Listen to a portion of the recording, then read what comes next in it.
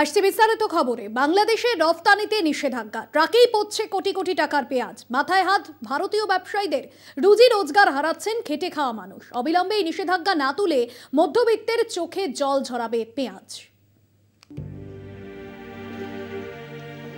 বসিরহাটের খোঁজাডাঙ্গা সীমান্তেই পড়ছে কোটি টাকার পেঁয়াজ।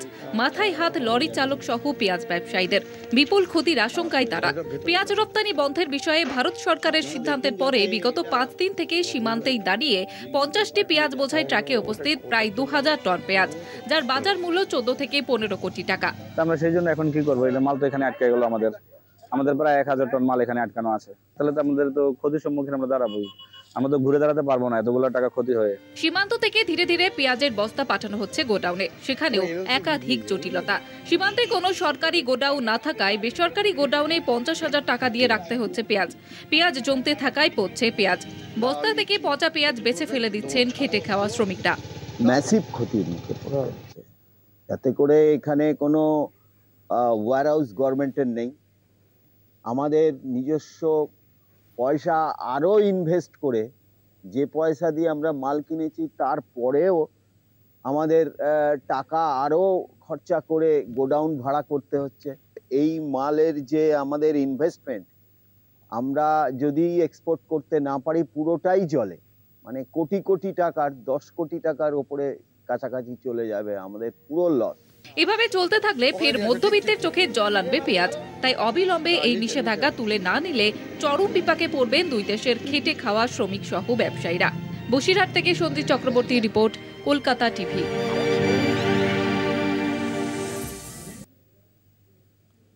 দক্ষিণ 24 পরগনার মন্দির বাজারের দিকে নজর রাখবো। পারিবারিক বিবাদের জেরে উত্তপ্ত দক্ষিণ 24 পরগনার মন্দির বাজার এলাকা।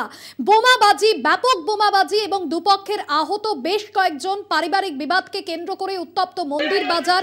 দুপক্ষের মধ্যে বেশ কয়েকজন আহত। বোমাবাজিতে আহত হচ্ছেন দুপক্ষের বেশ কয়েকজন।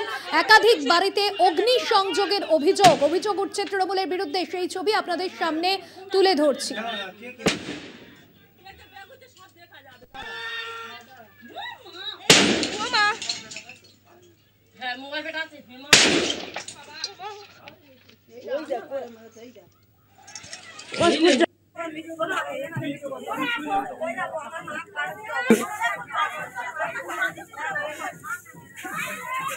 পুড়ে গেছে, পুলিশের ছবি নিলাম। আপনারা দেখছেন সেই ছবি। একের পর এক বাড়িতে অগ্নিসংযোগের ঘটনা ঘটেছে দক্ষিণ 24 পরগনার মন্দির বাজারে এবং গোটা এলাকায়। ইতিমধ্যেই কিন্তু পুলিশ বাহিনী টহল দিচ্ছে, যথেষ্টই থমথমে গোটা এলাকা। অভিযোগের তীর তৃণমূল আশ্রিত দুষ্কৃতীদের বিরুদ্ধে। পারিবারিক বিবাদকে কেন্দ্র করে উত্তপ্ত দক্ষিণ 24 পরগনার মন্দির বাজার। বোমাবাজিতে আহত দুপক্ষের বেশ কয়েকজন। ব্যাপক বোমাবাজি সেখানে, পাশাপাশি একাধিক বাড়িতে অগ্নিসংযোগের অভিযোগ।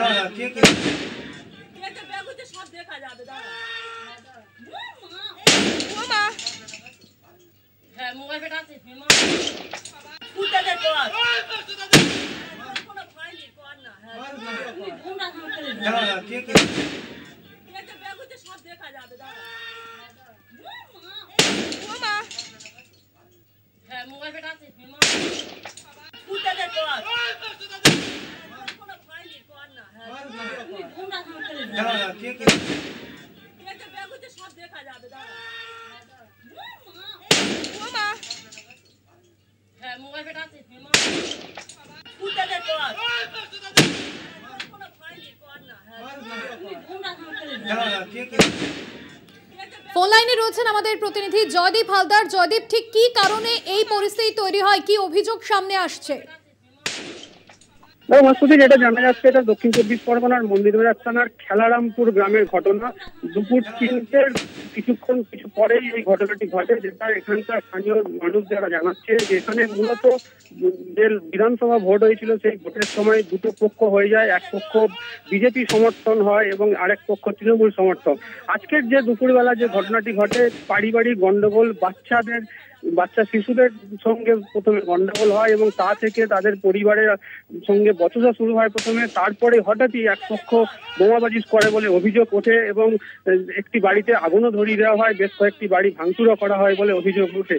এবং এই অভিযোগ দুজনেই দুপক্ষের বিরুদ্ধে অভিযোগ করেছে বোমাবাজি এবং মারধরের ঘটনাতে। এর পরে এই আগুন এবং বোমাবাজিতে ব্যাপক উত্তেজনা ছড়িয়ে পড়ে এই এলাকায় এবং বিশাল পুলিশ বাহিনী, মন্দিরবাজার থানার বিশাল পুলিশ বাহিনী ঘটনা নিয়ন্ত্রণ করার জন্য আসে, র্যাব নামানো হয়। এই মুহূর্তে কিন্তু এখনো আতঙ্কিত রয়েছে এলাকার মানুষ।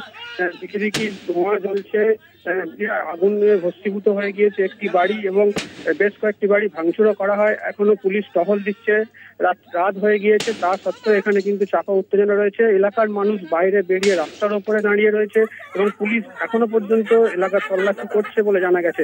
এই নিয়ে রাজনৈতিক চাপানোতর কিন্তু রয়েছে। বিজেপি সমর্থিত যারা সমর্থক রয়েছে তারা কিন্তু তৃণমূলের বিরুদ্ধে অভিযোগ করেছে বোমাবাজির। উল্টো দিকে সেই অভিযোগ অস্বীকার করে পাল্টা বিজেপির বিরুদ্ধে অভিযোগ করেছে তৃণমূল, যে বিজেপির পক্ষ থেকে তৃণমূলের দিকে বোমাবাজি করা হয়েছে। অভিযোগ পাল্টা অভিযোগে কিন্তু এখনো উত্তপ্ত হয়ে রয়েছে এই মন্দিরবাজারে খালারামপুর এলাকা। ধন্যবাদ জয়দীপ।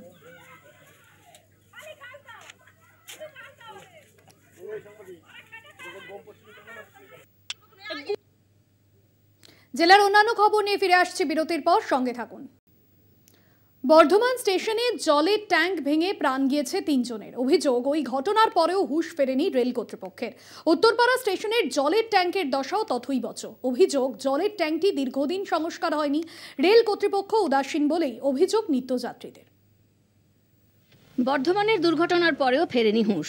উত্তরপাড়া স্টেশনেও আতঙ্ক, জরাজীর্ণ ট্যাঙ্ক, রেল কর্তৃপক্ষ উদাসীন, অভিযোগ নিত্যযাত্রীদের। বিপজ্জনক অবস্থায় রয়েছে উত্তরপাড়া স্টেশনের টিকিট কাউন্টারের পাশে জলের ট্যাঙ্ক। যে কোনো সময় ঘটে যেতে পারে বড় ধরনের দুর্ঘটনা, আতঙ্কিত নিত্যযাত্রী থেকে পথচারীরা। ভাঙা জলের ট্যাঙ্কের চাঙড় ঝুলছে। হাওড়া বর্ধমান মেন শাখার উত্তরপাড়া স্টেশন অত্যন্ত জনবহুল। নিত্যযাত্রীদের অভিযোগ, জলের ট্যাঙ্কটি দীর্ঘদিন সংস্কার হয়নি। জীবনের ঝুঁকি নিয়ে নিচ দিয়ে যাতায়াত করছে নিত্যযাত্রীরা। রেল কর্তৃপক্ষের বিরুদ্ধে উদাসীনতার অভিযোগে সরব নিত্যযাত্রীরা। তাদের দাবি, অবিলম্বে রেল কর্তৃপক্ষের জলের ট্যাঙ্কটি সংস্কার করা উচিত। সময় মতো সংস্কার না হলে বড়সড় বিপদ ঘটতে পারে বলেও আশঙ্কা। মানুষের মনে তো আছে এই ট্যাঙ্ক যদি এখন চাই ভেঙে পড়ে যায় বা কিছু হয়ে যায়, মানুষের কত প্রাণ যেতে পারে, রেল প্রশাসনে দেখা উচিত। বর্ধমানে 3 জন মারা গেছে, সেই আতঙ্কেই এই ট্যাঙ্কটার বিষয়ে আপনাদের জানানো হচ্ছে যে এই ট্যাঙ্কটা অবশ্য ভেঙে ফেলা উচিত বা খুলে দেওয়া উচিত। আমি তো যাওয়া আসা করছি, হাজার হাজার লোকও যাওয়া আসা করছে, মা বোনেরা যাচ্ছে, বাচ্চারা যাচ্ছে, দুর্ঘটনা না ঘটে তার জন্য ইমিডিয়েট ভেঙে ফেলাটাই উচিত। রেলের নিরাপত্তা ইস্যুতে তোপ দাগলেন উত্তরপাড়া শহর তৃণমূল কংগ্রেসের সভাপতি ইন্দ্রজিৎ ঘোষ। এই নিরাপত্তার দিকটাকে ওরা পেছনে ফেলে দিয়েছে। শুধুমাত্র রেল থেকে কীভাবে মুনাফা করা যায়, সেন্ট্রাল গভর্নমেন্ট একটা কর্পোরেট চরিত্র বজায় রেখে রেলটাকে চালাবার চেষ্টা করছে। আমরা তৃণমূল কংগ্রেসের পক্ষ থেকে এটার প্রতিবাদ করছি। প্রসঙ্গত, দিনের ব্যস্ত সময়ে বর্ধমান স্টেশনের 133 বছরের প্রাচীন জলের ট্যাঙ্ক হুড়মুড়িয়ে ভেঙে পড়ে। ঘটনায় প্রাণ হারান 3 জন। এই ঘটনা উত্তরপাড়া স্টেশনে যাতায়াতকারীদের আতঙ্ক আরও বাড়িয়েছে। কবে সংস্কার হবে জলের ট্যাঙ্কের, সেই প্রশ্নই এখন ঘুরপাক খাচ্ছে উত্তরপাড়া স্টেশন দিয়ে যাতায়াতকারীদের মধ্যে। কবে জলের ট্যাঙ্কের সংস্কার হয় সেদিকেই তাকিয়ে রয়েছেন সকলে। উত্তরপাড়া থেকে পাপ্পু সাঁতরার রিপোর্ট, কলকাতা টিভি। রেশনের সামগ্রী নিয়ে একাধিক অভিযোগ সামনে এসেছে। চলতি মাসের শুরুতেই দক্ষিণ 24 পরগনার কাকদ্বীপে অমিত ভকতের গুদাম থেকে চালে গরমিল ধরা পড়েছে। সেই ঘটনার পর অমিত ভকতকে শোকজ ও সাসপেন্ড করা হয়। মাসের শুরুতেই গ্রাহকদের কাছে চাল পৌঁছে যাওয়ার কথা, সেই চাল থেকেই বঞ্চিত গ্রাহকরা, এমনটাই অভিযোগ সামনে এসেছে। ঘরে পৌঁছয়নি চাল, হাতে ধরানো হয়েছে ডিউ স্লিপ। দক্ষিণ 24 পরগনার কাকদ্বীপেও বেলাগাম রেশন দুর্নীতি। রেশন ডিস্ট্রিবিউটর অমিত ভকতের গুদাম থেকে 15,000 কুইন্টাল চাল নিয়ে গরমিলের ছবি আগেই সামনে এসেছে। মাসের প্রথম সপ্তাহে গ্রাহকদের বরাদ্দ চাল দিয়ে দেওয়ার কথা রেশন ডিলারদের, কিন্তু চাল পৌঁছয়নি ঘরে। এই সমস্যার কথা স্বীকার করে নিয়েছেন জেলা পরিষদের সহসভাধিপতি শ্রীমন্ত মালী। তিনি জানিয়েছে অন্য ডিস্ট্রিবিউটরকে দায়িত্ব দেওয়া হয়েছে। রেশন পাইনি, তাই এই রেশনের ওপরে আমাদের সংসার চলে, অন্য কিছু আমাদের নেই। এবং আমার বড় ছেলে মাধ্যমিক দিচ্ছে, খুব অসুবিধার মধ্যে আমরা আছি। আটা পেয়েছি। চাল পান না? না। কোনোবারই পান না, আজকে পান না? আজকে পাইনি না, প্রতিবারে পাওয়া যায়, আজকে শুধু নাকি চাল নেবে না কেউ, তাই চালটা দেয়নি আর। ইতিমধ্যে রেশন সামগ্রী নিয়ে একের পর এক দুর্নীতির খবর সামনে এসেছে। রেশন সামগ্রী থেকে বঞ্চিত হচ্ছেন সাধারণ মানুষ। অন্যদিকে রেশন দুর্নীতিকাণ্ডে গ্রেপ্তার রাজ্যের প্রাক্তন খাদ্যমন্ত্রী জ্যোতিপ্রিয় মল্লিক। চাল না পেয়ে সমস্যায় পড়েছেন গ্রাহকরা। চালের মধ্যে আটাটা পাওয়া গেছে, আটাটা দেওয়া হচ্ছে।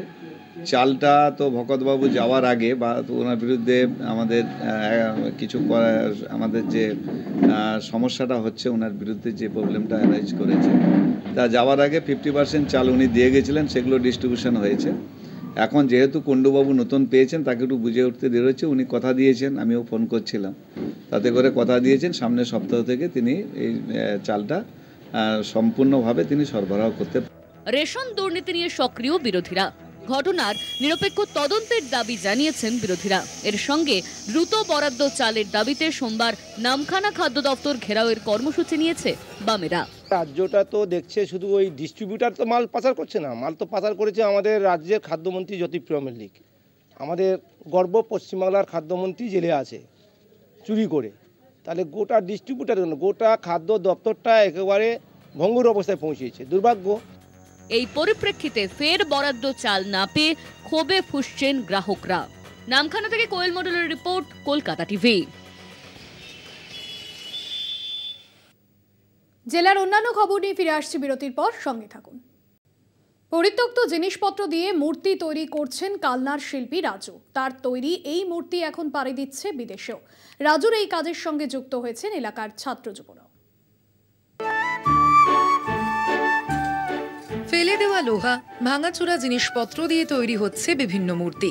পরিত্যক্ত এই সব জিনিস দিয়ে মা দুর্গা, শ্রী চৈতন্য মহাপ্রভুর মূর্তি থেকে শুরু করে বিভিন্ন কীটপতঙ্গের মূর্তি তৈরি করছেন কালনার পূর্বস্থলীর শ্রীরামপুর গ্রামের রাজু বাগ। বিশ্বভারতী থেকে শিল্পকলা নিয়ে পড়াশোনা করেছেন রাজু। তারপর অন্য কোনো পেশায় না গিয়ে নিজের পড়াশোনাকেই পেশা হিসেবে বেছে নিয়েছেন রাজু। তার তৈরি এই মূর্তি এখন পাড়ি দিচ্ছে বিদেশেও।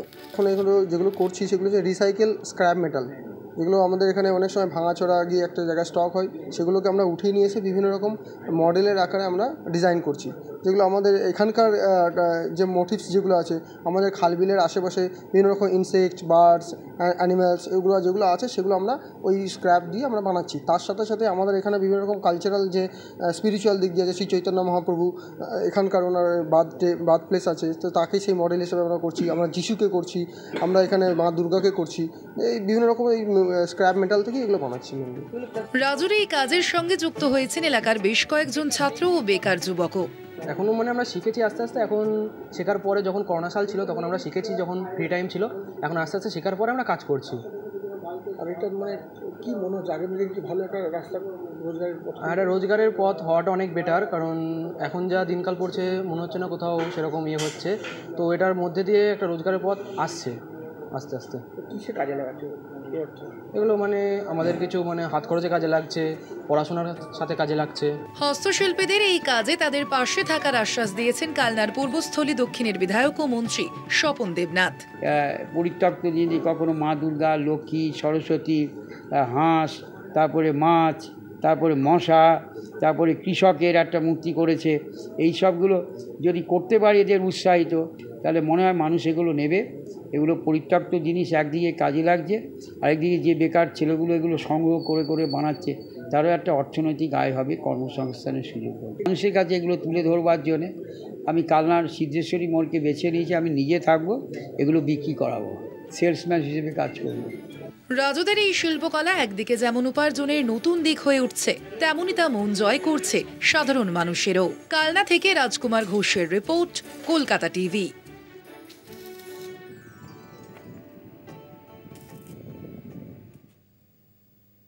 জেলার সারাদিন এখনকার মতো এই পর্যন্তই। দেখতে থাকুন কলকাতা টিভি, রাত দিন 7 দিন।